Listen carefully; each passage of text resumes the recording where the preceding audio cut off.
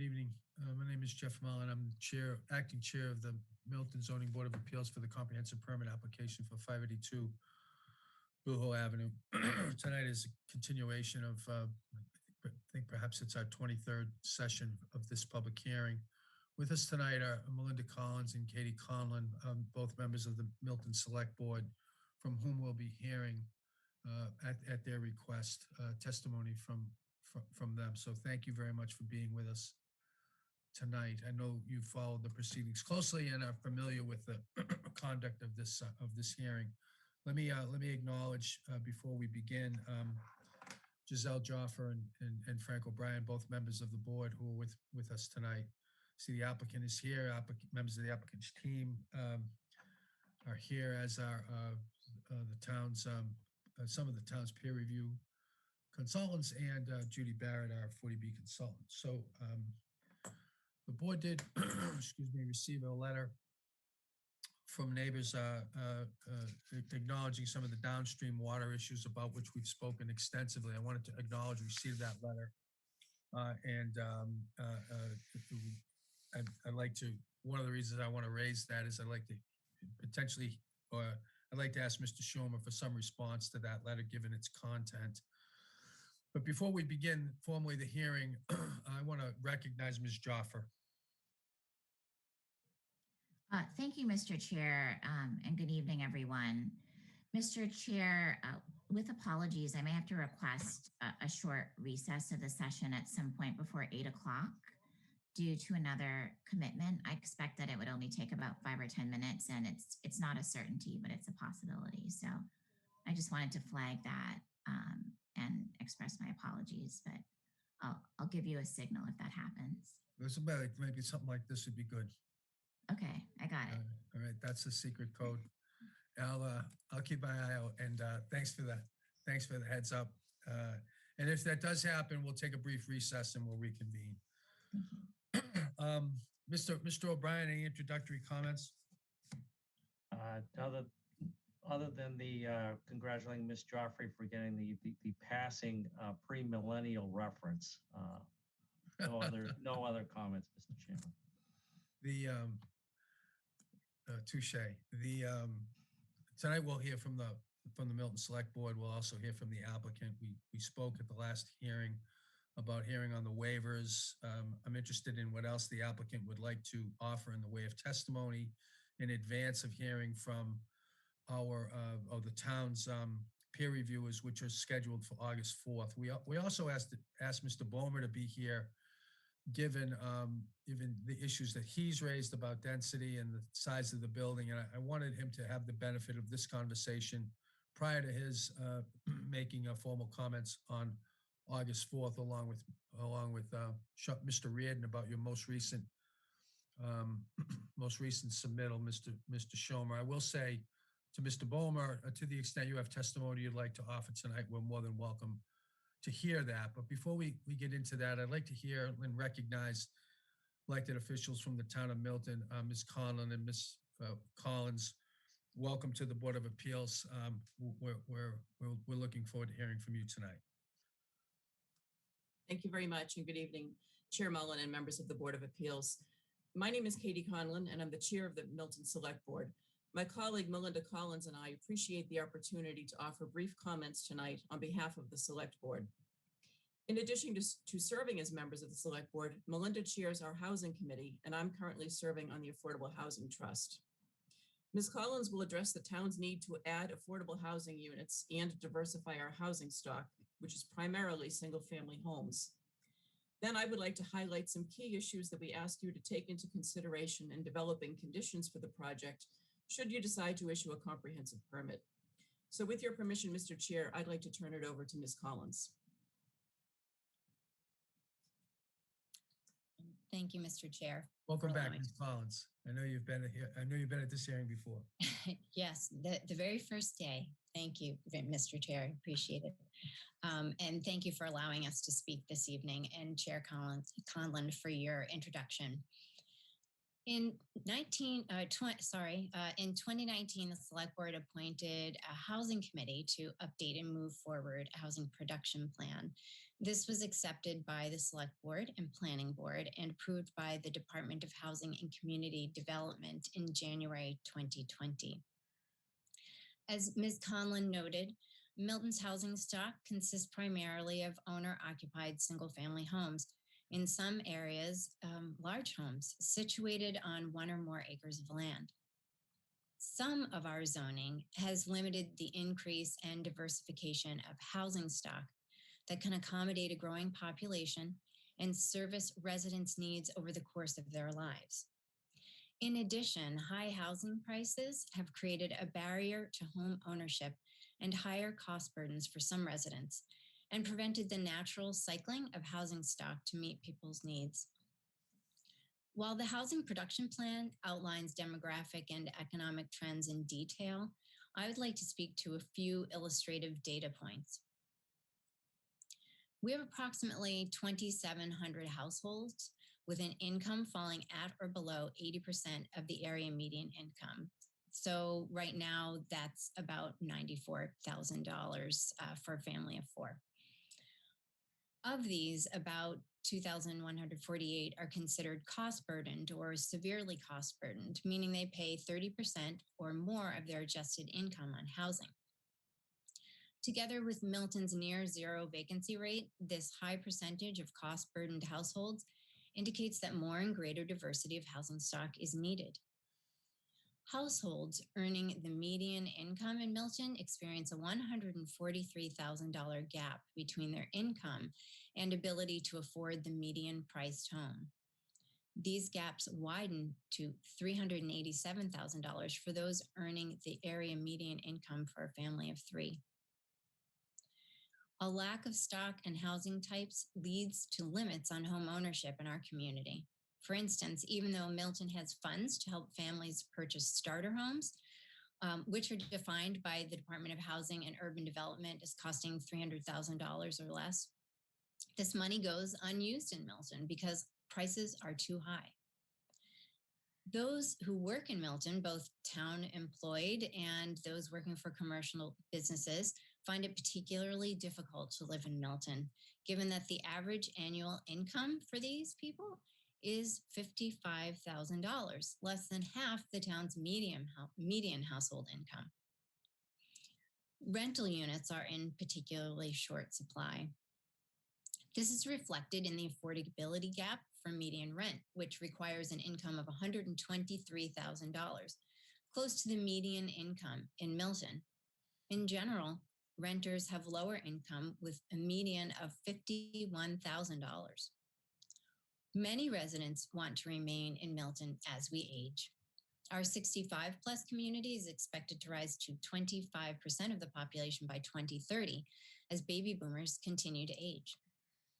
We need a combination of 1,130 housing units suitable for this population to meet the current housing needs for those aged 62 and over, including those who are cost burdened. Of particular concern, though, is the projected increase in poverty among this demographic due to rising prices and fixed incomes. At the same time, young adults ages 25 to 34 have decreased from about 13.4% of our population since 1990 to about 8% of the population. And while enrollment in Milton Public Schools has increased, younger workers, including couples and individuals, find it difficult to purchase a first home or find a rental in Milton due to these near zero vacancy rates and high prices. Along with those pushed out by rising cost burdens, these workers are forced to move further from job centers like Boston and rely increasingly on auto transportation, further increasing their expenses and increasing negative effects of automobile traffic on the environment and health. We have a current unmet need of 1,581 affordable housing units for non-elder households, including families. This project may address some of the priorities in the town's housing production plan, such as the need for rental housing, on-site affordable units and mixed income development, and the preservation and integration of historic assets with affordable housing. However, given the rising number of seniors and those with disabilities on fixed incomes, The board would prefer additional affordability, lower than the 80% area median income threshold, and units suitable for seniors and those with disabilities. Additionally, we encourage the highest standards for energy efficiency, not only to combat climate change, but also to increase affordability of units for all renters. Thank you. Thank you, Ms. Collins. Thank you, Ms. Collins. Mr. Chair, so in enacting on a Chapter 40B comprehensive permit application, as you know, the Board of Appeals balances the regional need for low and moderate income housing with local concerns. And those local concerns include promoting the health and safety of occupants of the proposed apartments, abutters, and other residents of Milton, as well as environmental concerns and local design and planning objectives. The Select Board has followed your public hearing process generally during the past several months. The applicant's revised proposal, which would preserve much of the historic 1925 McGinley Mansion and the garden designed by noted landscape architect Ellen Biddle Shipman, is an improvement over the initial design that the Select Board reviewed during the project eligibility phase. Steve O'Donnell of the Historical Commission has spoken at length about the history of the McGinley estate. Members of the Select Board have had opportunities to visit the interior of this gracious and elegant home in recent years. The mansion and the garden are worthy of preservation. Historic preservation is one of the goals of Milton's 2015 master plan, and adaptive reuse of mansions for housing units is consistent with our housing production plan. However, the footprint of the redesigned proposal is still quite overwhelming for a residential neighborhood. Members of the Select Board are not technical experts on topics such as stormwater, architectural design, and construction management.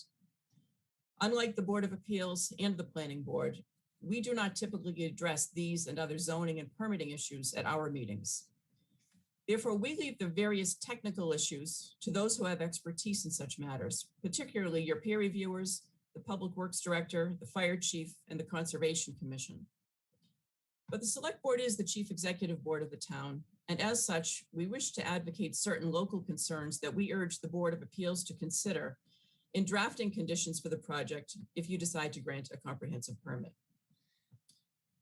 We are concerned with the impacts that the proposal will have on current residents of Milton, especially the abutting property owners, and future residents of Milton, and that group includes those who will one day live in the apartments if the application is approved. Public safety, public health, and quiet enjoyment of their property by neighboring residents, both during and after construction, are our chief local concerns.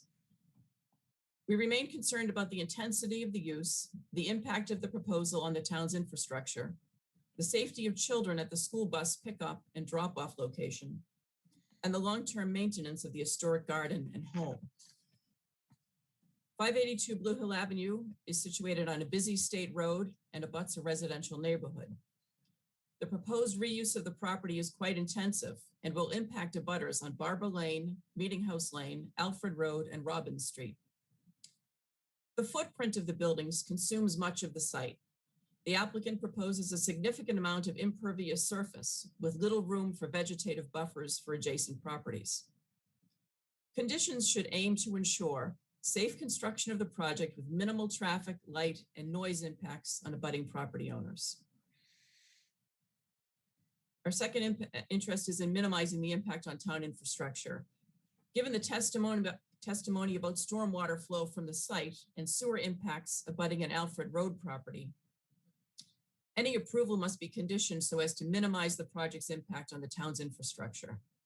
The applicant and its successors in interest should be required to monitor and maintain its stormwater system and drainage systems throughout the life of the project.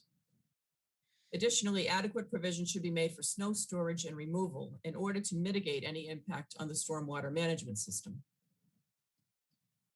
Our third concern is the school bus drop-off. In Milton, school buses do not enter private property to pick up and drop off students. Buses would have to stop on Blue Hill Avenue at the driveway entrance to the property. Blue Hill Avenue is a busy state road with heavy traffic during the morning and afternoon rush hours. The safety of children who live in the apartments is a concern for the Select Board. We ask that the Board of Appeals require that the applicant designate an area behind the wall along Blue Hill Avenue for children and their parents to wait for school buses. And lastly, a preservation, sustainability, and maintenance plan for the historic Shipman Garden after construction of the buildings and for the life of the project should be required. Additionally, if the applicant is willing to provide some limited public access to the garden, that should also be a condition to the granting of a special, a comprehensive permit. For example, the applicant might consider opening the garden to the public a few designated days of the year. In closing, we encourage the applicant and the neighborhood representatives to continue to work together to achieve the best project possible for this location. The Select Board thanks the members of the Board of Appeals for the opportunity to provide comments on the application. Each of you has considered a substantial amount of time and effort to the public hearing process. I think you said 23 hearings. On behalf of the town, thank you for your service and your diligent review of the application for 582 Blue Hill Avenue. Thank you very much. Thank you, Ms.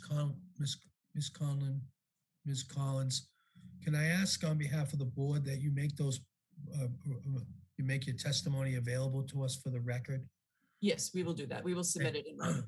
Thank you. I don't have any comments. I wonder, I'm going to invite members of the board, if they've got comments they'd like to address to Chair Conlon and Member Collins. Thank you, Mr. Chair. I have one question for Ms. Collins.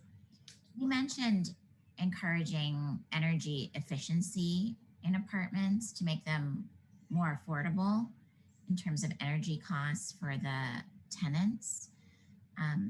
Do you, and you may not, but if you do you have examples of types of measures that have been taken in other projects to ensure that? I could certainly send you some things. I've been to webinars that, and actually the planning director could give you examples too.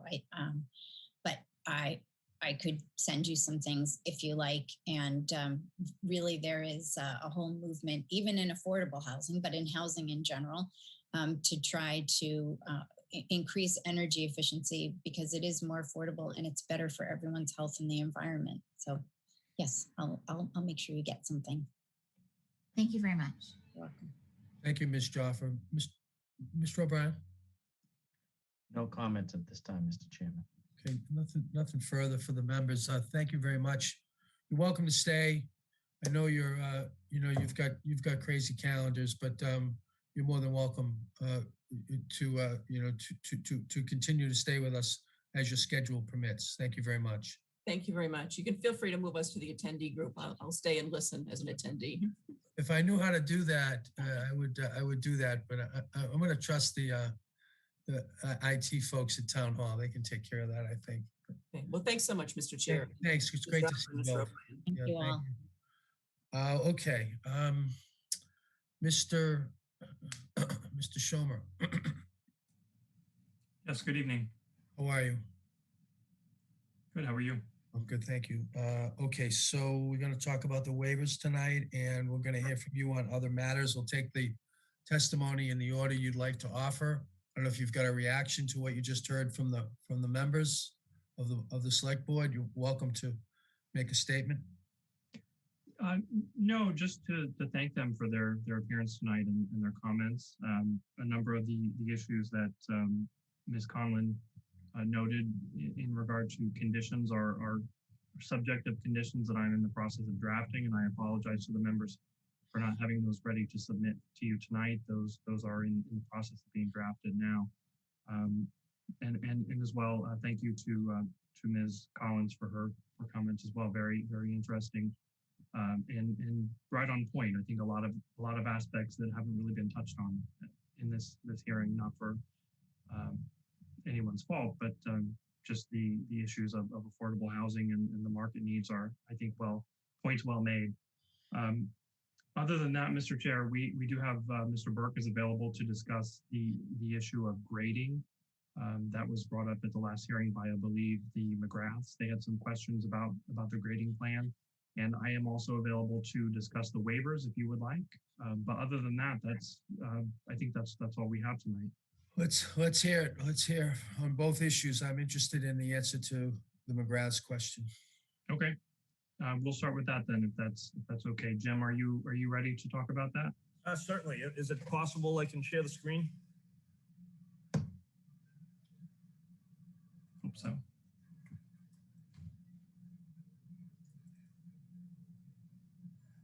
It says I'm sharing. Everyone see that? Yes. Okay, so I was not available last week for the hearing, and I apologize for that. But I guess there was some concerns with regards to the wall in this particular location and the height and its location and the like. If I could just, I just want to clarify a couple of things. This wall right here. Mr. Burke, Yeah. let me just Sure. tee this up because you didn't have the advantage. Some of this stemmed from the planning board testimony regarding cut and fill at the site. How much of this is going to be imported fill? How much of it are going to take advantage of the natural topography of the property?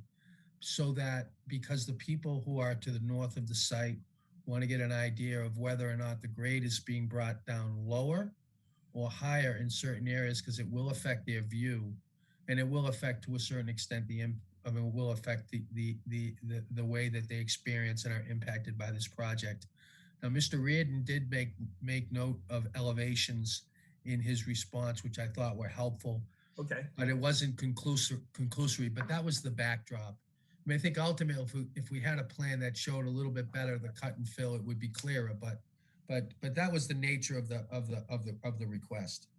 Okay. Unfortunately, I don't have cut and fill estimates ready for tonight, but I can generally say that, I mean, we're maintaining the grade, obviously, right in the center of the lot.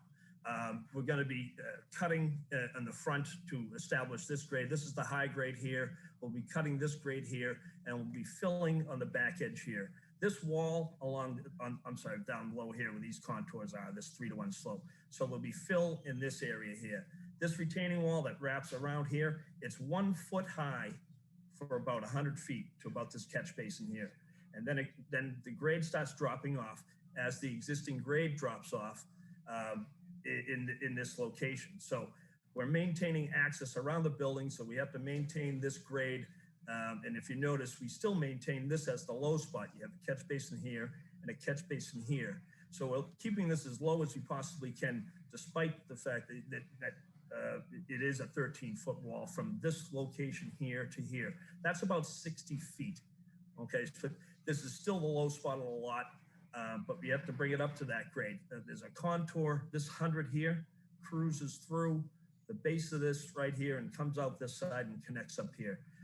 This is where the existing carriage house is. The carriage house itself has like probably 6 to 8 foot exposed foundation wall to catch up to the grade that is pretty close to existing grade here. And that's why the wall disappears. The wall disappears at this location at elevation 112. We pick up the wall at the entrance, and this wall here is 4 feet of fill in this location. I took another look at this particular situation. We probably can chop off a little bit more of this wall by tightening in this grades and the like. But this wall gets no higher than 4 feet. This starts out at 0, comes down to 13 here, 13 here, and then disappears to 1 foot along this back edge. I think we worked hard to minimize the amount of walls on the site. I think it's a well-balanced site where we're cutting here and filling in this location and maintaining this grade. So I'll leave it at that. If there's certainly any questions that jump out from this particular brief testimony on the site grading, I certainly be available to answer them. Well, the question, I think an immediate question is, when you say a 13-foot high wall, Yes, sir. is it, so when it's built, it will be 13 feet high from the ground and it exists then, right? Correct. How if it was built on the current grade, how high would the wall be? The current grade there is probably 98, 15 feet. So so you're losing 2 feet. Yes, so the 98 is here. You see this 98, that Yeah. number right there? Yeah. So this 98 comes through And it's this dashed line that comes through here. And then this 98 is, the proposed 98 connects from here to there.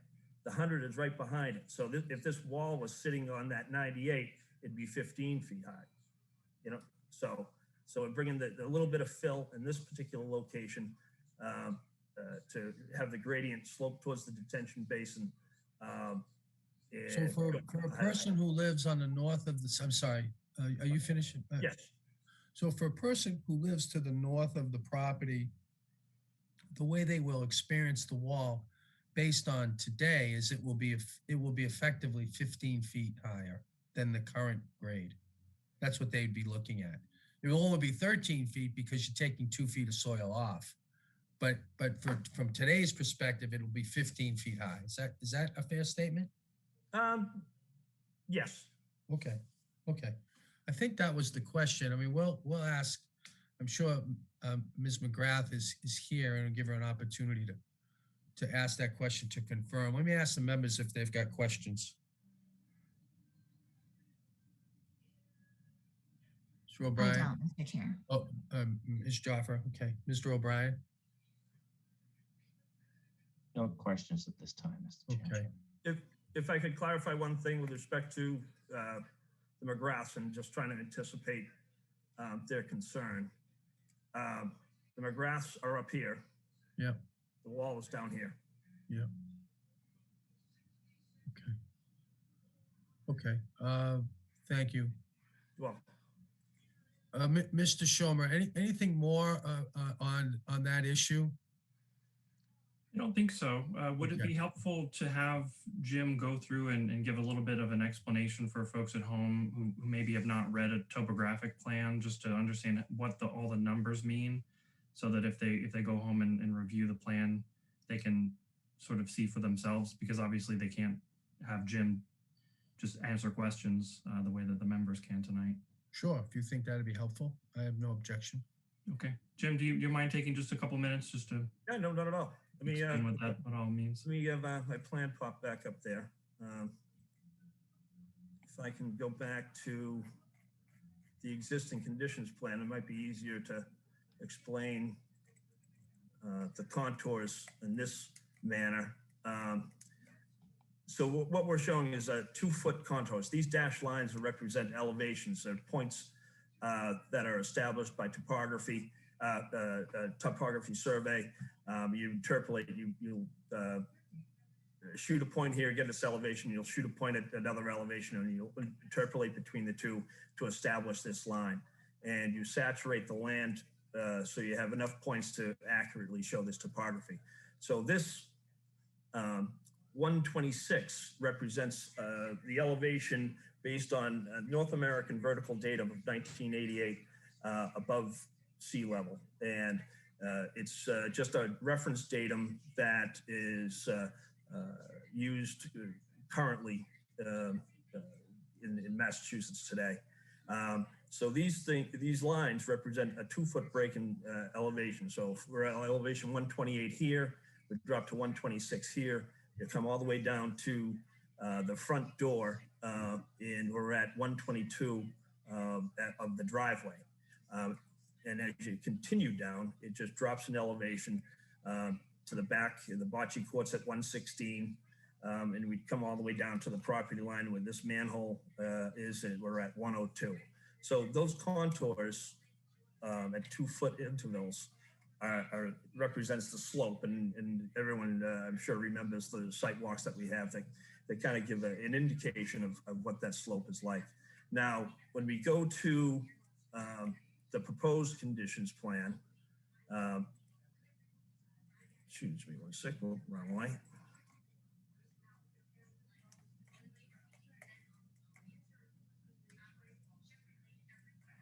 Having issues here.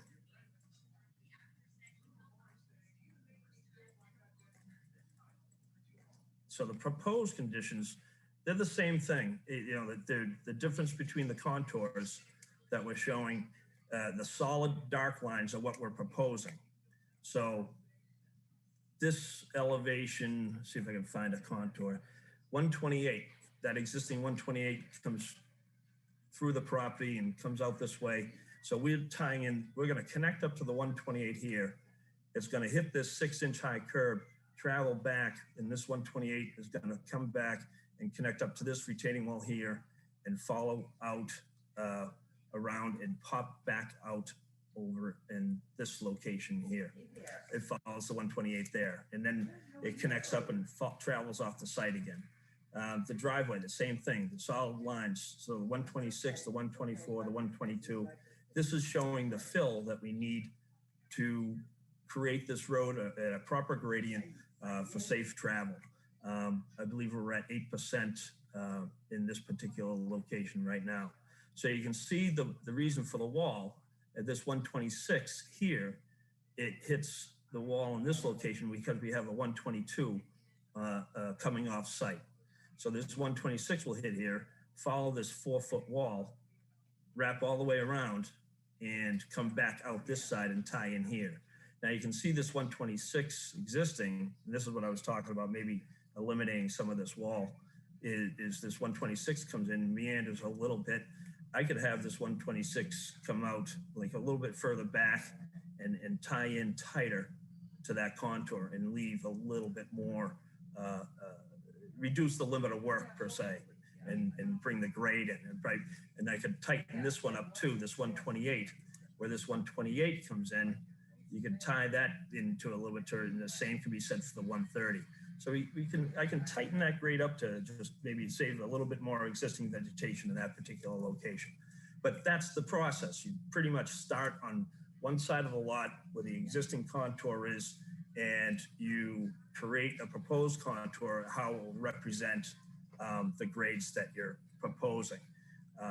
And that's how, you end up creating walls to carry grade around for you. I hope that's helpful. And if later in the night, if there's some questions from the neighbors, I'll certainly be available to discuss them. Well, I'm thinking we should do that now while Okay. while we have on the screen. It was a little bit. Let me open the hearing and.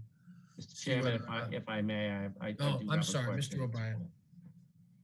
Thank you, Mr. Chairman, You're and welcome. good evening again, Mr. Burke. How are you? So thank you very much for your explanation, and I pulled out a hard copy of the plan that you have on the screen, and so let me ask you a very simple question. Sure. Earlier, I believe it was you, but correct me if I'm wrong. You said that the existing carriage house has exposed about 8 feet of foundation. That's my memory, 6 to 8 feet, yes. Okay. I think, not to put words in their mouth, but I'm going to for a moment for the sake of this. It's all well and good to look at plans and whatnot, but how much higher? The McGraths are presumably looking at a carriage house that looms over their property at the moment. And interpreting their questions, I think they're concerned about this structure, proposed structure, looming over their property as well. Okay. Not quite sure how to ask this, but would that be something that you would suggest that their concern is warranted, or would you suggest I'm trying to figure out a way to analogize what's proposed to go in there versus what is going in there now? Is it taller, smaller? Will it loom less, loom more? If I may, maybe I can try to, because the existing conditions plan will show the carriage house and its surrounding grade. So here's our carriage house. We've got a 114 coming in the back here. At the back of the carriage house, we've got, looks like, an area drain of 116 here. So then it drops off. Is that 114? Okay, 110. So 110 comes into the corner here. So the carriage house is at like elevation, the finished floor, call it 116. And I'm just basing that on this area drain elevation. I don't have a finished floor per se in the carriage house, but I know you can walk straight in. There's a door right here that allows you to kind of walk straight into the house. So the carriage house, I think, is a story and a half, if I'm not mistaken. So this carriage house would be 10, maybe 20 feet high to the peak. So the peak itself will be at 135. The top of the wall's at 113. And then I was walking along this back edge. So there's, let's see, 2, 4, 6, 8, 10. Yeah, so all right. So there's the 110 contour coming out. So yeah, it's probably like a 6-foot exposed foundation in this location right here. Jim, if I could just jump in quickly, the carriage house is a garage level plus a level of living, and then there is attic space above that. So I think it's probably more like 2.5 stories. Okay. Which would add about 10 feet instead of peak being at 145. But like I say, if I zoom out a little bit, we've got here's 152 Robbins right here, Delphi Academy, obviously, and the McGraths are up here. The McGraths, I think, if I'm not mistaken, if I remember the GIS correctly, I want to say their lot's probably at elevation 98 or so. It slopes down and across Delphi Academy, and the McGraths have a pretty even sloped yard that grades down from the back of the house across, if I'm not mistaken, if I remember the Milton GIS correctly.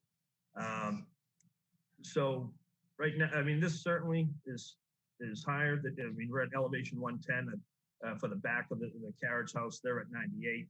So this property here is already higher than the McGraths and 152 Robbins. So these guys are already lower than the existing property. And in this particular location, with this, right here, this is where the catch basin that where the wall starts and wraps around. The wall, I want to say, is 60 feet, like right 60 feet off this line, not perpendicular this way, but more perpendicular to the carriage house, right in about this location. So the wall's like right about here, I'd say. And that's where it starts to really drop off. So the wall itself probably gets, and then you have this wall here, which actually holds back maybe 2.5 feet of earth and drops down to this location as well. And that's where the 13 feet occurs as it comes around this way. So the height of the structure kind of is angled towards this direction too. So I think the 13 feet, 13-foot wall won't have a significant scenic issue to the McGraths, in my opinion, just based on its location and the angle from where the McGraths live. But it's certainly lower than the current carriage house. Okay. Thank you, Mr. Chairman. Sorry about that. You're welcome. Thank you. You all set, Mr. O'Brien? I am, Mr. Chairman. Thank you. Okay. I'm going to open the hearing while we've got these renderings on the screen to the public and see whether or not either the McGraths or anybody wishes to be recognized on this issue before we move to another issue, just for consistency and logic. Mm-hmm. The McGraths up here. Ms. Sutton, hi. I am. Welcome. I'm back. Thank you. I'm so sorry. We missed you. We missed you. To be missed. Yeah, my 30-year-old walked me through it. I will admit that. I caught her at dinner and she returned my call. The McGraths are on. They would like to, they have their hand up. Okay. Mr. McGrath, Mrs. McGrath, Ms. McGrath. I think they have to be, Am Yeah. I unmuted? You're Yes. muted. Yep. yes. How Welcome. am I now? Good evening. Good evening. So unfortunately, my wife's not here to attend. She's on the college tour with my daughter.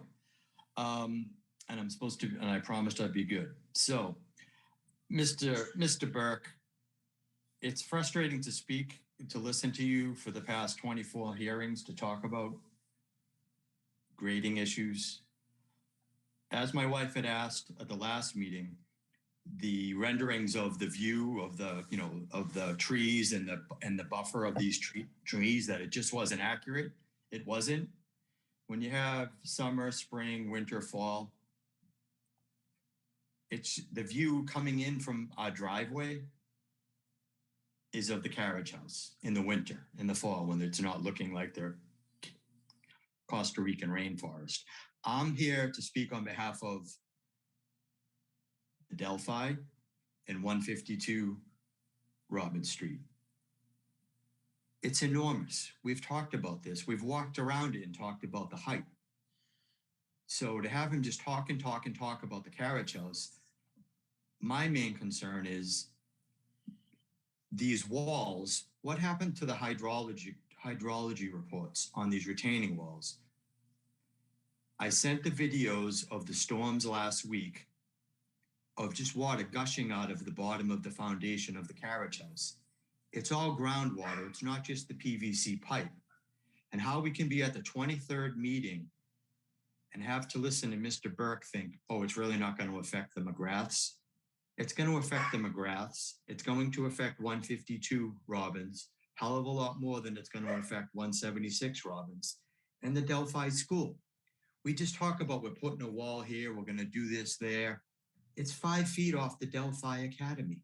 There's 150 students there. I don't understand how we're at this stage and everybody listens to Mr. Burke talk. He just loses everybody. I do not understand how this wall can be built without talking about hydrology, footings, piles. I don't understand it after all these meetings we've had, 23, 24. I don't understand it. Mr. Burke, I sat and listened to you talk when you did the little 2,000 square foot addition for the Delphi School.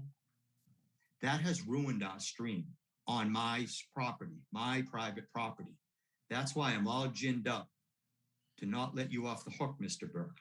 With what you did for that addition to Delphi, completely ruined my private part of the stream and 152. That's why I sent the videos to town officials to show you the water and the runoff from the carriage house and through Delphi.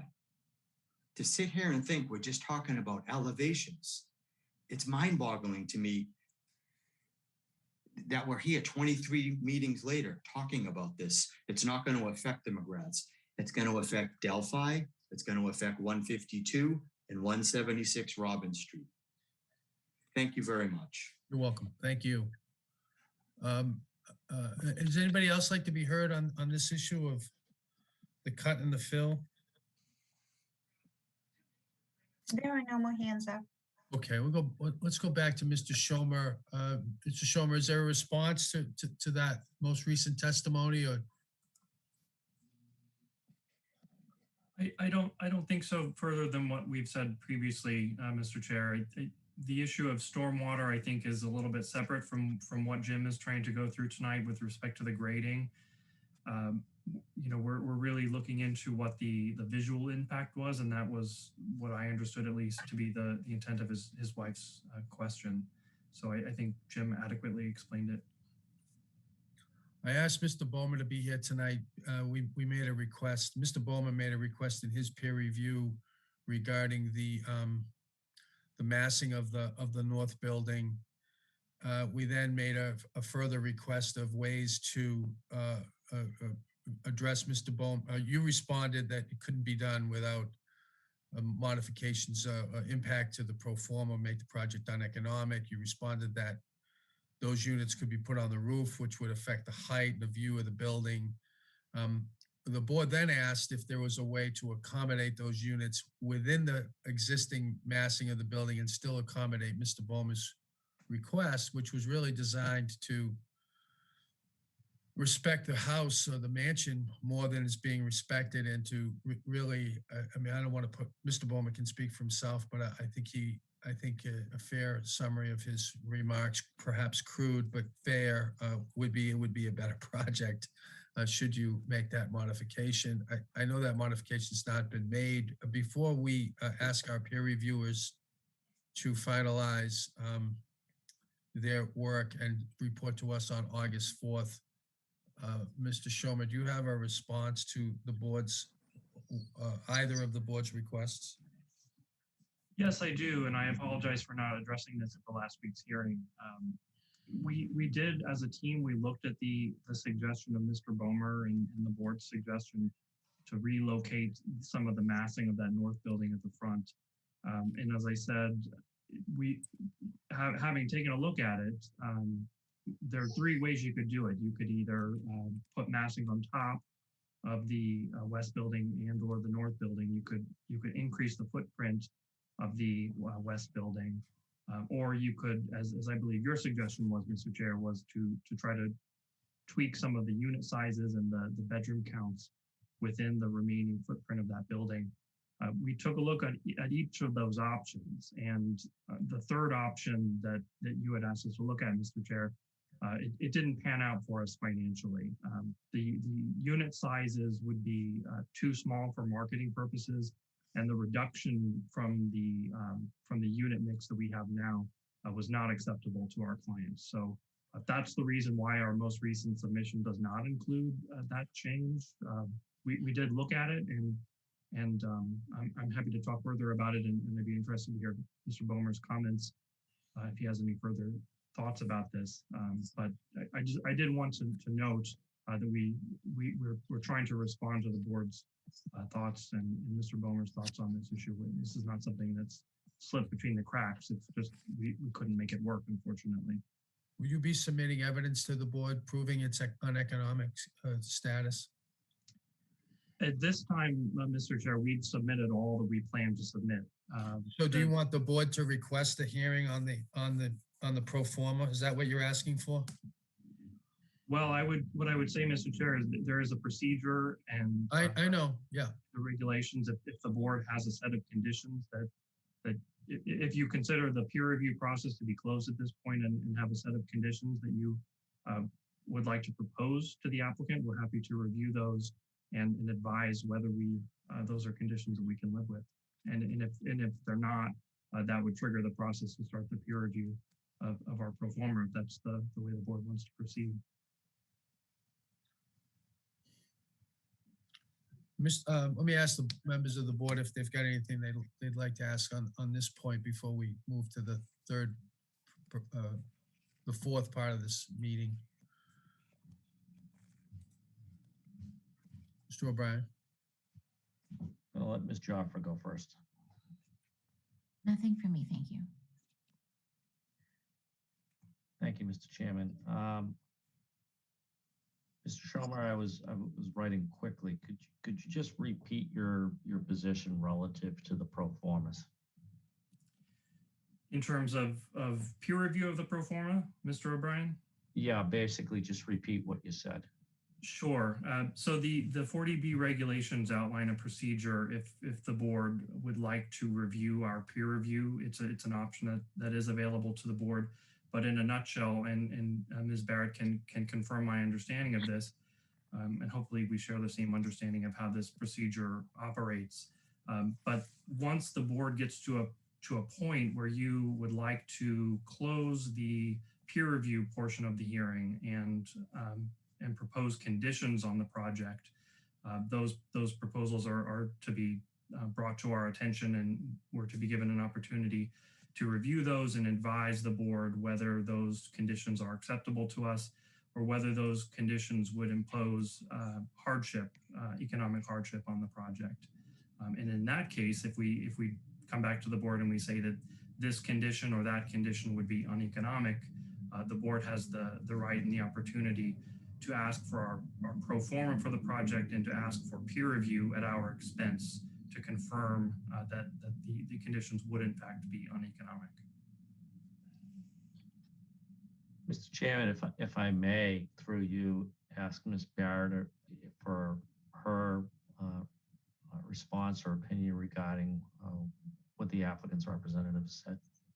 So the reason I didn't already jump in, because I've been sitting here holding onto my seat, is that I think Mr. Bomer being on this meeting tonight may have some thoughts about options the applicant has to address the concern of the reduction in unit. Well, a goal is not to reduce the units. The goal is to bring that north building back and open up the front of the site. So I think what I'm hearing Mr. Chomer say is that they've looked at that and it's not acceptable to them. And I'm not sure that our peer review architect has the same perspective. So I'll say that, but then to answer the question directly, what Mr. Chomer just laid out is correct. I mean, you have a right to say, we're going to impose this condition that may say fewer units or a different, arrangement of floor layouts or whatever, at which point the applicant can say, we can't do that. And they submit a pro forma showing the impact of what you're asking them to do. You would then have the opportunity to hire a consultant who could review that and advise you whether the applicant is distorting things or basically telling you the truth. At that point, you know whether it becomes uneconomic. And you can decide one of two things. You can say, oh, okay, I guess we can't require that condition. Or you can say, the local concern outweighs the economics here, and we're going to go ahead and do this anyway. I mean, those are the board's choices.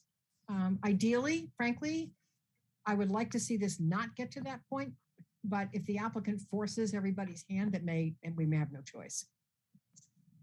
Thank you, Ms. I'm Barrett. disappointed, frankly, that the applicant seems so reluctant to look at this because, there's an opportunity here to perhaps arrive at what may be comfortable for the board and also be feasible for the applicant. And I feel like we just keep getting, throwing back at us, not really looking at what the board is asking them to do. So, Mr. Chair, I'm not trying to run your meeting for you, but Cliff is on the call and on the meeting, and you may want to ask him for his input. Mr. Bomer. Hi, everybody. And thanks, Judy. I do have a couple things to say, but I think what I want to make really clear is I'm not in a position to argue one way or the other how many units actually make economic sense for this development. I don't know how to do that. That's an analysis I'm not really capable of. So I hope you understand that the context of what I'm saying is really based on impact analysis. I think that is what I know how to do. And being a problem solver, I think when somebody says to me, we've looked at a number of different variables, and they are variables, and this project is, be really clear, these are nowhere near complete construction documents. These are schematic design documents, barely outside of conceptual. So this is nothing that is etched in stone or should be seen that way.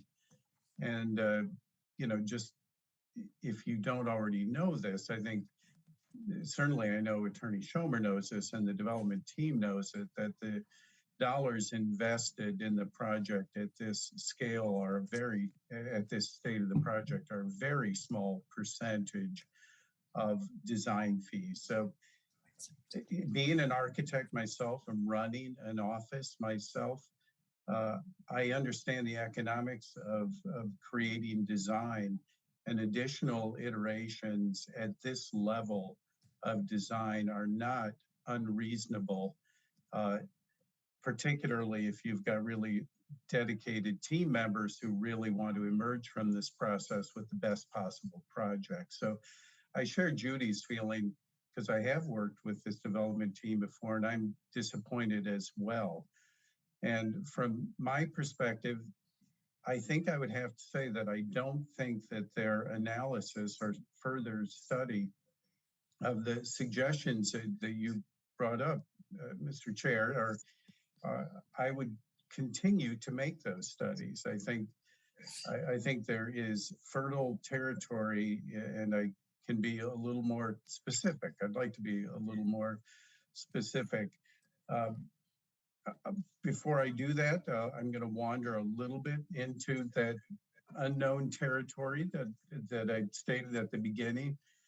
When I think about our speakers at the beginning of tonight's hearing, speaking about a true shortage of rental properties in Milton, which I think everybody knows both statistically and from their own experience of living in the town.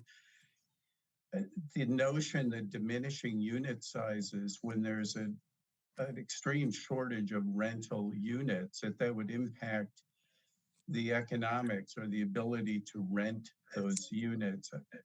I have a problem with it.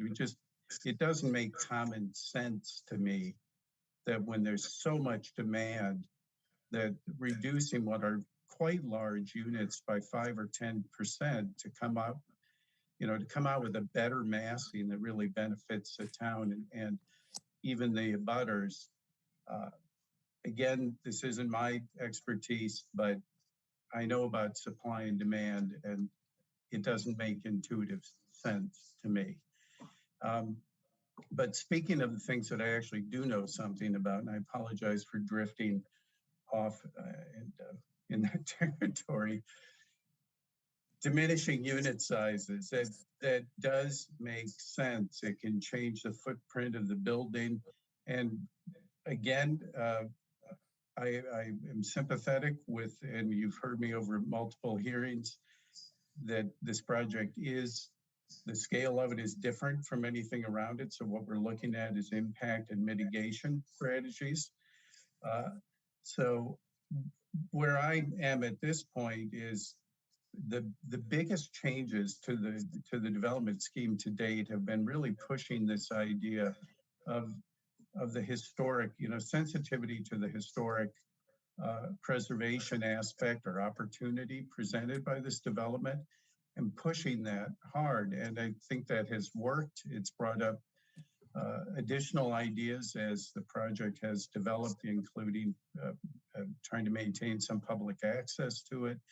And I think there still is territory for even increasing the value that this kind of preservation-driven scheme can bring to the community. So the frustration for me is that I think it needs to be pushed further. I do think that the historic building is still embedded too deeply between the west building and the north building. And I think ultimately the appreciation and enjoyment of this project for everybody, particularly in the public realm, I think would be enhanced by pushing harder at studying how to do that. So unit sizes is one, and you heard me sermonize on that already. I think that if you look at, if the development team looks at their own site sections that they did, I think it's the drawing series, the A030 drawings, where we see the neighbors' buildings on Meeting House Lane and do a view analysis from there. I think that there is territory to expand on the upper floors in that direction without having impact on the neighbors. And I'm basing that from looking at their own studies. And I think if you do view analysis, which is kind of simple geometry from where people are on Meeting House Lane and looking at the development, I think you can see that the upper stories could expand in that direction without changing the view of open sky for the neighbors. And even with the more direct views of residential windows, I think the landscaping plan that's been presented can mitigate that. So I do believe there is territory in that direction. Additionally, I think something that I suggested previously, which is not really believing that it's necessary for the fire access lane to be the same width everywhere throughout the site. I think that's a simple discussion with the fire department. and to simply ask them where would they want to park their truck to fight a fire and stake that territory out where you need the full 20 width that's recommended in the fire safety code. I think that provides a little more area where the footprint could be expanded. I think that applies to both the east wing of the north building, potentially also the south end of the west building. I don't think I support, and I appreciate Attorney Schumer mentioning this, that they did look at even potentially adding more height onto the west building. That would not be my first choice. I do think I would look at tweaking of the footprint in areas that really don't introduce new impact and see if it's critical to maintain that volume, to maintain that unit count. That's the study I would engage in. I think in a rigorous fashion, and I think knowing that I think the return could be significant. I did want to make one more point while I have your ear. I know there's been concern about, well, first of all, I want to acknowledge what the neighbor was talking about, the hydrology. Again, that's not my territory, but that is critical information. And I'm sure your peer reviewer, if he hasn't already, will want to see those videos and make sure he understands what's going on there if he hasn't already responded to that. But what I wanted to bring up was coordinating the construction management plan. There was a construction management plan submitted. And I think it's important to look at that plan. And I think what I'm responding to is Attorney Schomer's a notion that they don't really want to submit anything else. But I do think a critical document would be a document that really coordinates the tree preservation plan with the construction management plan, because that's the real reason that I personally was pushing on the construction management plan, because I do see the preservation of the trees as an important mitigation strategy to help ease everybody's concern about the overall scale of the building.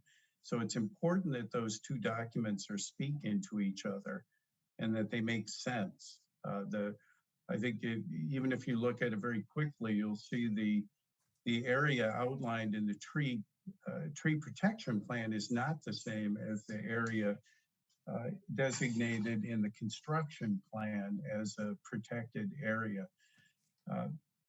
One final comment for maybe it's final comment. Another comment is when you read the construction management plan and the tree preservation plan, I think the value for the board is to read through those and really farm them for conditions, because there are, a lot of it is kind of boilerplate. That's normal at this stage. At a construction management plan would be boilerplate, but there's stuff that really matters in there.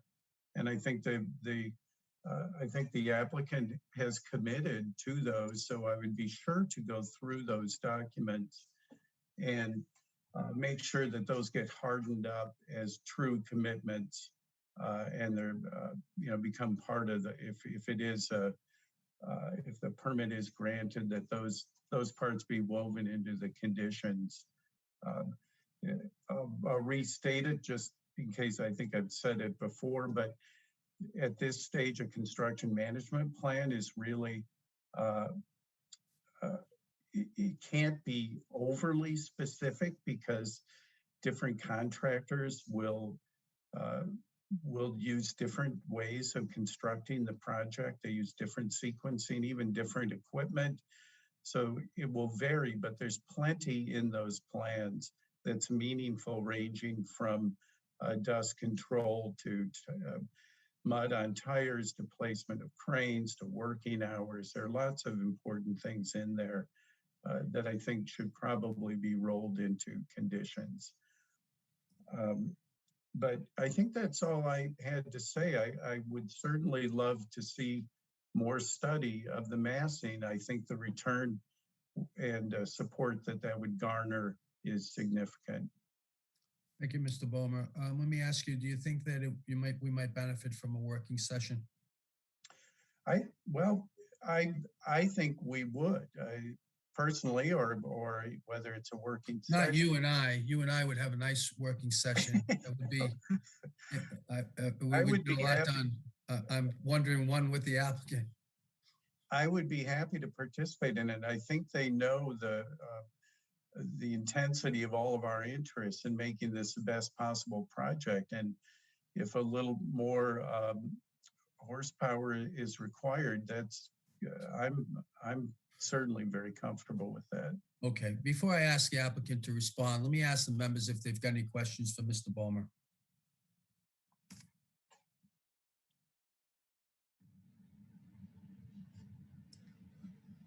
No questions for me at this time, Mr. Chairman. Ms. Joffer. Thank you, Mr. Chair. Mr. Bomer, I'd just like you to clarify your thoughts on the intensity of use, because I know you made some very strong statements in earlier hearings. And then after one of the alterations, you had some positive things to say. And, now you're expressing continuing concerns. So I just want to be clear on, it sounds as if you still think there's some work to be done around that intensity of use and massing. And you mentioned a 5 to 10% reduction, sort of I guess here's my question. How does your view now compare to at the beginning, when you described a building that was really ill-fitting for Milton and may even be considered large in like downtown Boston, I think is something. Well, no, I still believe that the project has made significant improvements. For me, one of the intensity of use is a broad term. It involves the traffic generated from it, the runoff from the project, the stormwater management and shadow impact. It isn't specifically the number of units or not necessarily even the size of the building. So for me, probably the scale is tipped in the direction of more engineering issues as far as intensity of use, I think, which is why I was listening really closely to the public testimony about water issues. That's a dead giveaway. If it's impossible to deal with stormwater or other critical, really easily quantifiable needs of a project, that's clearly an intensity of use issue. For me, I'm in a slightly different place because I think if the engineering is really well worked out and there's slack built into the system in case it isn't perfectly figured out, and there's territory to modify the systems if geotechnical doesn't support assumptions they've made about the absorptive qualities of the soil or whatever it might be. If all of those pieces aren't falling in places, there's a problem. For me, I think there is territory to move with the massing. So kind of not changing the intensity of use that much, but I think there is territory to redistribute some of the massing in a way to not really change the impact on the neighbors as far as shadows, view of the open sky, more of the strictly design related, architectural related issues. Does that make sense? Or just to clarify, so you're saying there is room to move with respect to massing that could help the neighbors? I believe so. Well, I think the clearly redistributing massing towards Meeting House Lane. If I lived on Meeting House Lane, I would like to see real analysis that hasn't increased the negative impact on me as that neighbor. I can say, I think, with a great deal of confidence, that reducing the massing on the west side of that north building will have a very positive impact on the public realm. And the ultimate, well, maybe not the ultimate, but will strengthen the notion of that historic driven project. Thank you very much, Mr. Bowman. Nothing further from me, Mr. Chair. Thank you, Ms. Joffer. Mr. Schomer, so a defining theme of this hearing is we return to the same issues again and again. One of them is massing. Massing obviously is related to the water and sewer drainage issues that we've had, as well as the offsite issues. So these are related issues, although we do tend to deal with them slightly independently. But I do think people recognize that they're related, and I know that Mr. Bomer has pointed that out. I wonder if you have a response to my suggestion that a working session might be helpful. If I may, Mr. Chair, before I respond to that, may I ask a question of Mr. Bomer with respect to his testimony? Yes. Cliff, I heard you loud and clear when you said that you didn't think it was appropriate to add height to the west building along the lines that we had shown in one of the studies, but you mentioned at one point, I believe you said that you thought that there was area to expand the upper floors. What can you go back on to that thought, and am I correct about that? And if so, where specifically do you have in mind to expand those upper floors? Yep, and I just want to be totally clear. For me, again, if a critical part of this study is maintaining a very similar volume of building, that adding an additional floor on the west building would not be the first place I would look. I think that the scale of that with the mansard roof is working pretty nicely with the historic building. So it would take a different kind of roof treatment. I think it might change things too much. But I think the best place to look for that kind of expansion territory I'm talking about is look at the site section that shows the neighbors on Meeting House Lane, and look at what are true sight lines, the same way that you would analyze whether or not mechanical equipment is visible from ground level. If you draw those sight lines, what you'll see is that it's actually the eastern end of that north building that is that's the controlling point on the building that's actually controlling the view of the sky for the neighbors to the east on Meeting House Lane. So if you draw those sight lines, you'll see a difference between that line and the proposed step backs on the second or the third and the fourth levels on the building. So for me, that's territory that can take volume without increasing impact on the neighbors. But I do want to repeat that the notion of that combined with diminishing even a small diminution in unit sizes, what I mentioned before also about the looking at the fire access lane could give you some area to expand towards the south on the west building. So while not increasing the height of it,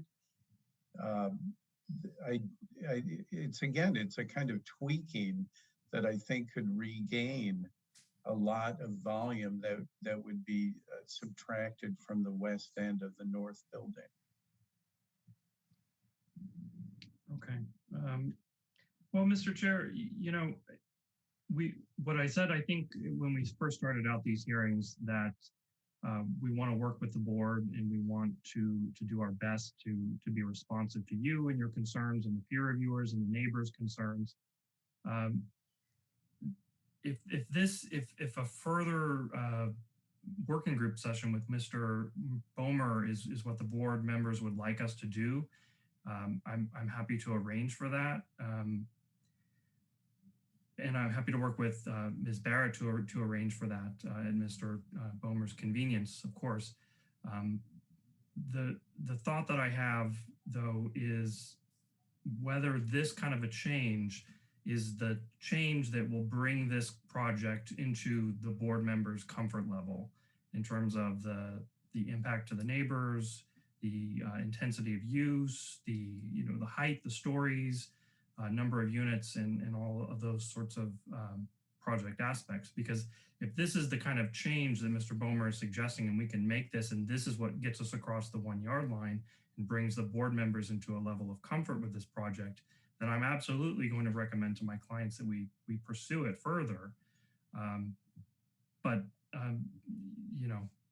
If the members are still have a number of other concerns, there's still being a lot of testimony from the planning board members and the select board members, and we appreciate their comments, but there is still a lot of testimony coming in from public officials that this project, from a lot of viewpoints, is just simply too big. I believe the chair of the planning board last week said that her preference for the site was for it to remain a single family mansion house.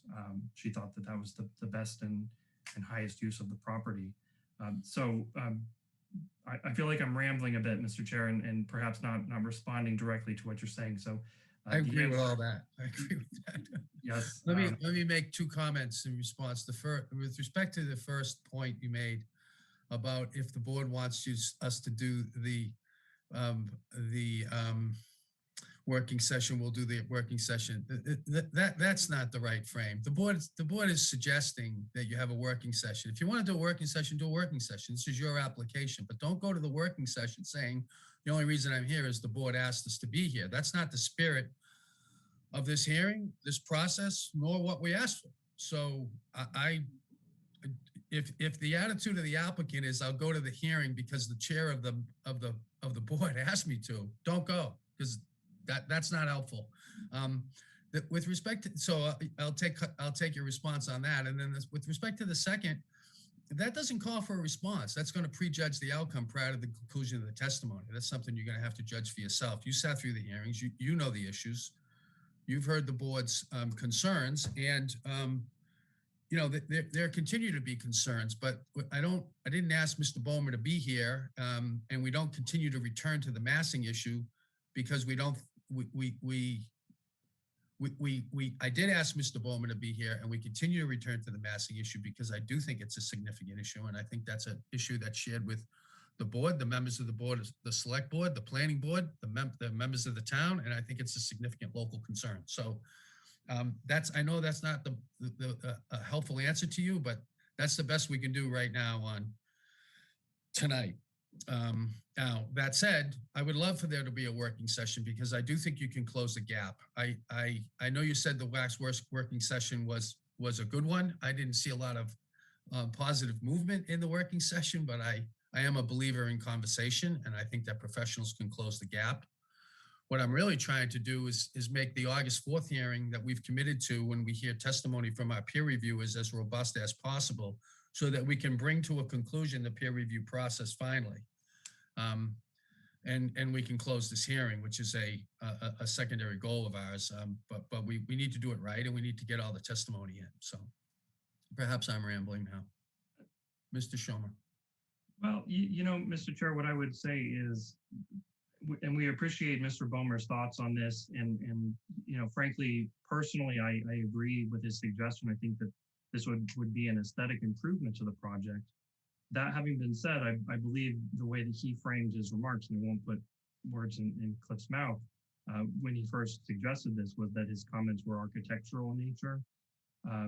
And from our perspective, the major design concerns that the board was raising with respect to height and intensity the viewscape from the street and the viewscape to the neighbor. Those, from our perspective, have really been resolved. So we absolutely are interested in moving forward towards perfecting the project. But where we're at the moment, Mr. Chair, is we would like to stop imposing upon the board's time on Wednesday evenings every week. We want to bring this hearing to a conclusion. So we will absolutely meet with Cliff. I think we will go into it with a positive outlook to try to see what can be done with this, with the caveat that we don't intend to extend this hearing further. And so with that in mind, we're at this point, I think 2 to 3 weeks from the conclusion of the hearing. So I think we're getting We're not 2 to 3 weeks. We're not 2 to 3 weeks. We're 2 to 3 weeks from the conclusion of the acceptance of the evidence in the hearing. Right. I just say that, Mr. Chair, because we're getting very close to that, and the proposal would be a significant redesign. Although it looks like just moving things around on paper, it would be a significant redesign of all project disciplines. Yeah, building's going to be there a long time, Mr. Schomer. Understood. Okay, so we're talking about a couple of weeks for the rest of time. All right, that's frustrating for me. Let me ask the members if you have any questions of Mr. Schomer.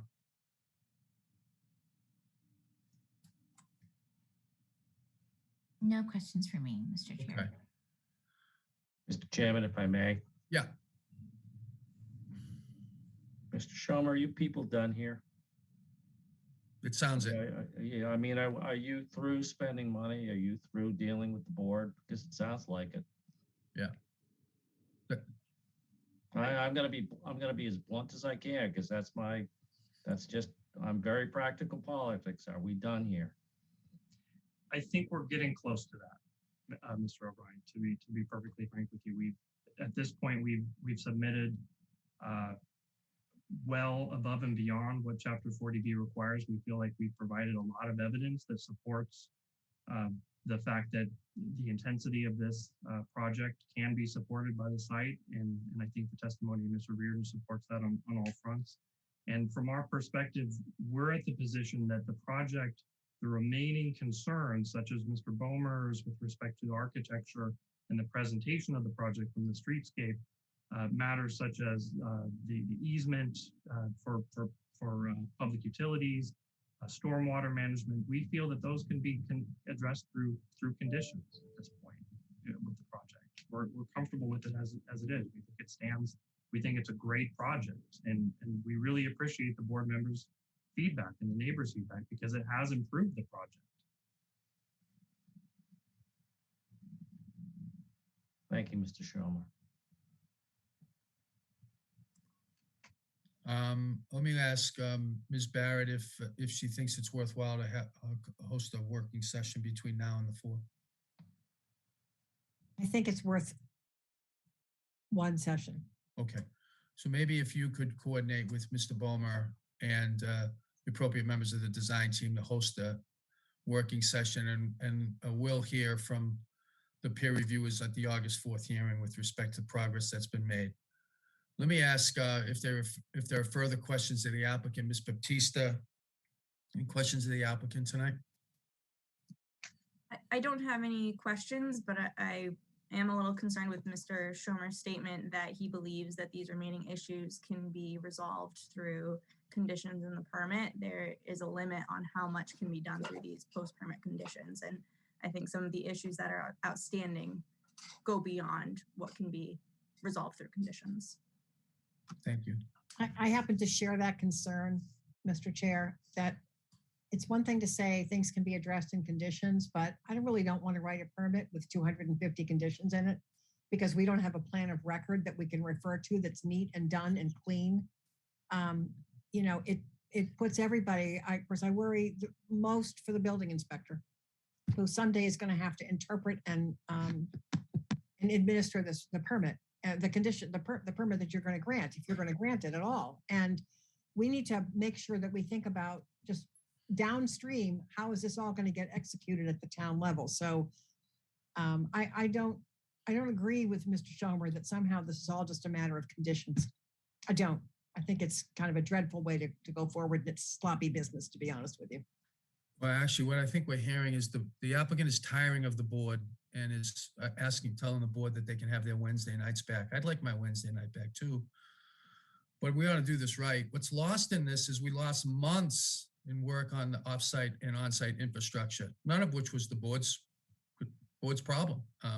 But this was redesigned 3 times. And somehow that becomes our problem when the applicant wants to close the hearing. So that's what I'm hearing, Mr. Schomer, and that's the message that's coming through tonight, which is unfortunate, but it's coming through loud and clear. So we're going to give it the best we can for the Board of Appeals and the town of Milton in light of the situation that we're in.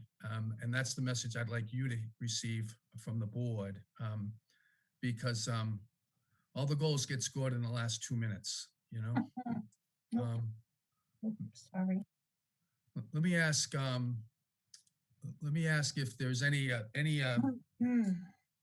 in the audience who would like to be heard on tonight before we recess the hearing before we recess this session of the hearing.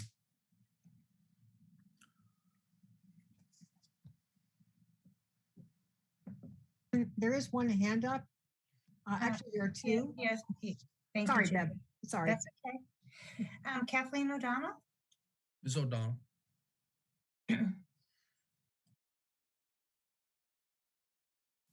Welcome back to the board. So as the planning board representative, we had a meeting last night, and I just wanted to ask the chair and Ms. Barrett, we would be providing a letter following up on the testimony that was given last week, but with some additional points that we've thought of over the hearings. And I was wondering what the deadline for that would be. You're going to want to get that in probably before August 4th. Okay, because Yeah. I'm writing it, so I I need to know. It will be helpful, you know, Kathleen, I'm sure you can understand sooner than later, only because Yeah. as soon as I finish drafting the ice house permit, which I hope is tomorrow, Yeah. start trying to pull together components of this permit, you know, not knowing what the board wants to do, but at least having something ready for people to look at. So, you know, the sooner you can get that in, I understand everybody's Yeah. busy, but that would be great. Okay, Thank you. understood. Thank you. You're welcome. Anybody else? Yes. Eileen Fitzgerald? Ms. Fitzgerald. Welcome back to the board. Thank you so much. Welcome. Can you hear me? Yes. Thank you. My question, Mr. Schomer states that he believes that the site supports the intensity of the project.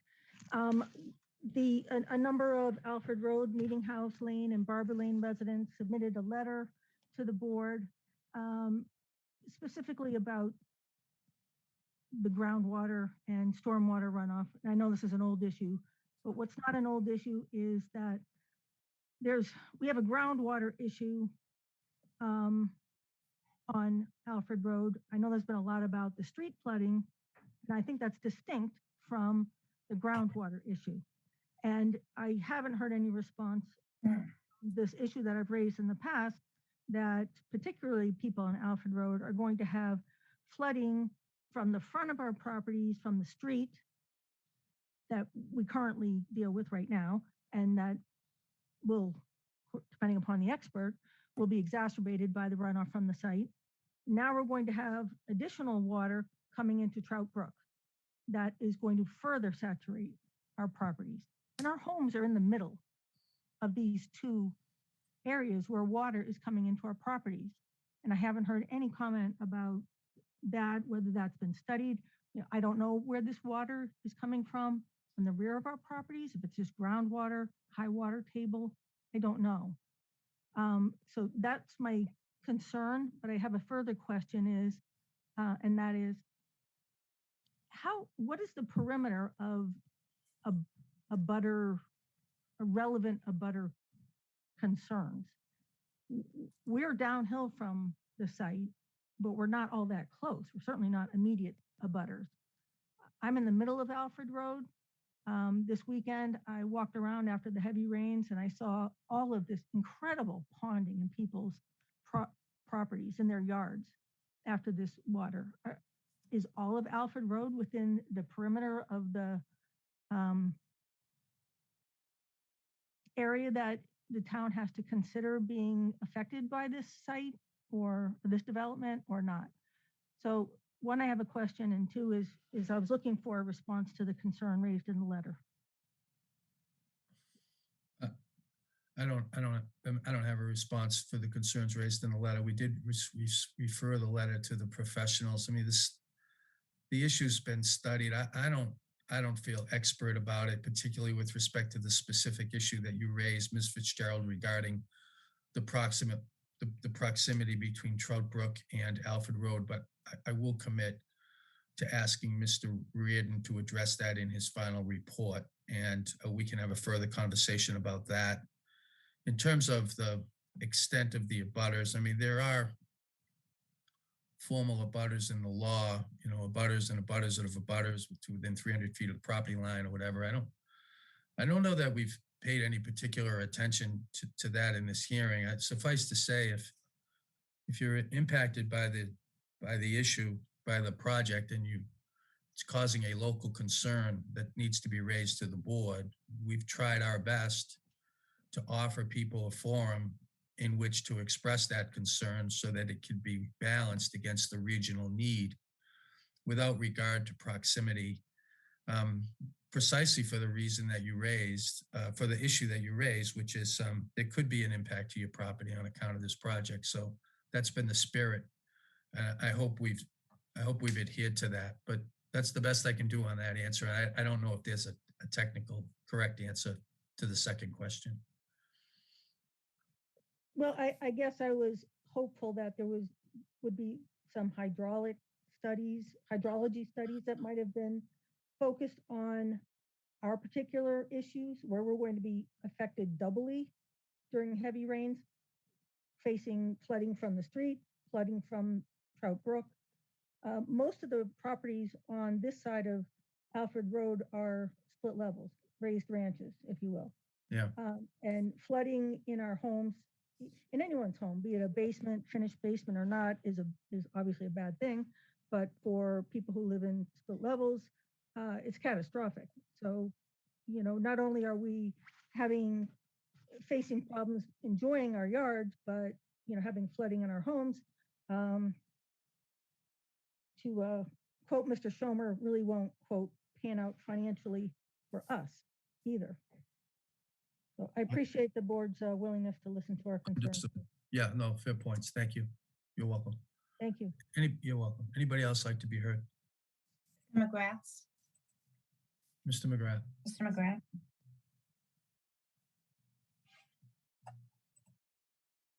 I'm fine. Thank you. Thank you, board, for 23 meetings. You guys are on point.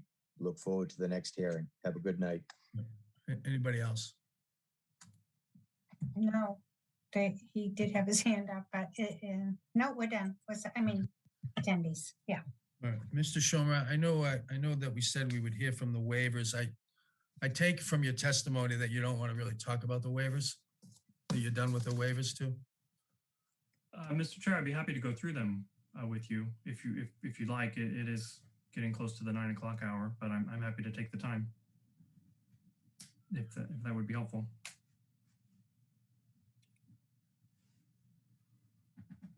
I don't think it's probably the best time to do this. The questions on the waivers is why they're so.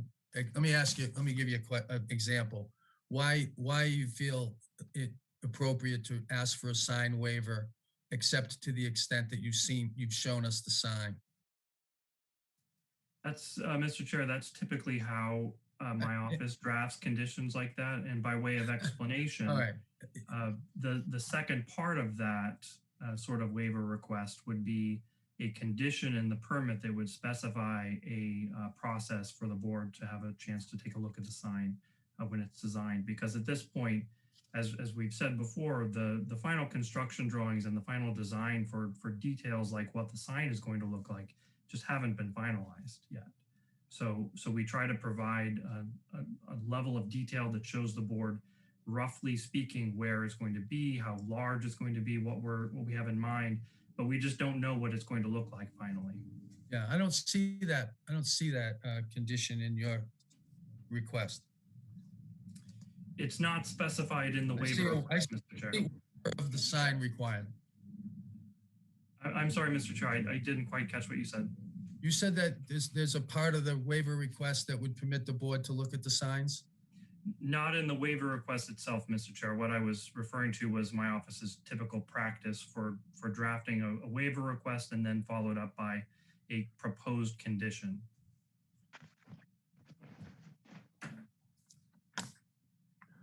Okay. Why don't you get us the proposed condition so that we can look at the waiver request in a comprehensive manner and understand it? Understood. We are working on that. And as I said, I do apologize for not having submitted it before tonight. It's our first priority to submit that to the board. I think I'm partially responsible, Mr. Chair, for a delay because I had promised Attorney Schomer, and I simply didn't get to it, that I would share with him a draft of the conditions, the waivers, excuse me, that were submitted for the ice house so he could see the format that I was hoping they would submit all this in. And I simply never got around to sending it to him until about 15 minutes ago. So I own some of this. Okay. Let me ask the members if they've got any further questions of the applicant tonight. Excuse me, Kathleen has her hands up again. Ms. O'Donnell? Yes, please. I was wondering if the list of waivers that Mr. Schulmer has requested are on the town's website. Yes. Thank you. You're welcome. Members? Nothing further from me, Mr. Chairman. Nor me. Thank you. Let me, I know it's after 8 o'clock. I want to, I know, note for the record that Ms. Joffer didn't need to take a recess, but she has been awarded by the National Bar Association the Women's Lawyer Division Achievement Award for 2021. So, Yes. and that happened just tonight while we were on this hearing. So she was able to do the hearing and receive the award simultaneously. So congratulations to you. Congratulations. Well done. Bravo. Bravo. Yeah.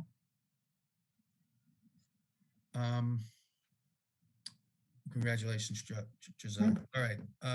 Any further testimony? Anything further, Mr. Schomer? No, Mr. Chair, just to say that we're not tiring of you, and we very much do appreciate your time. And Yeah, I heard that. I didn't hear that before, though.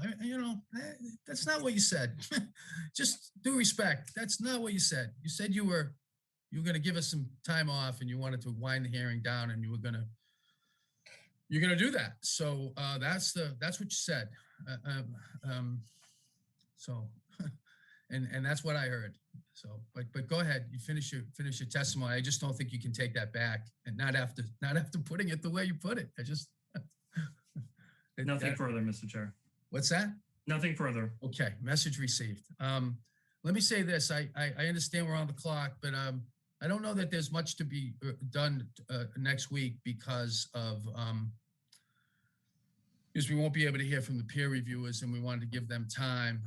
So we're expecting to hear from our peer reviewers, Mr. Bomer and Mr. Reardon, with respect to their final responses to the most recently submitted application, which I've forgotten what day it came in, but it was not last week. I think it was just the week before. I forgot the exact date. And then thereafter, we'll see what we can do with the remaining time. But I'm in between the 4th and tonight. I'd like to reinforce to Ms. Barrett if she would be able to schedule a working session and perhaps make some further progress to the extent that's possible. And then we'll pick it up again on the 4th, and then reserve some time to set the remaining dates, and I'll have some questions on the waivers once I see those conditions. So any further business of the board tonight? Not from us, Mr. Chair. May I just confirm that we are not meeting on the 28th, and our next meeting is the 4th? The next meeting is the 4th. We're gonna Thank you. we'll Thank- recess. Unless there's further business for the Board of Appeals, we're going to recess this hearing to 7 o'clock on August the 4th. Thank you very much. Thank you. Good night now. Good night.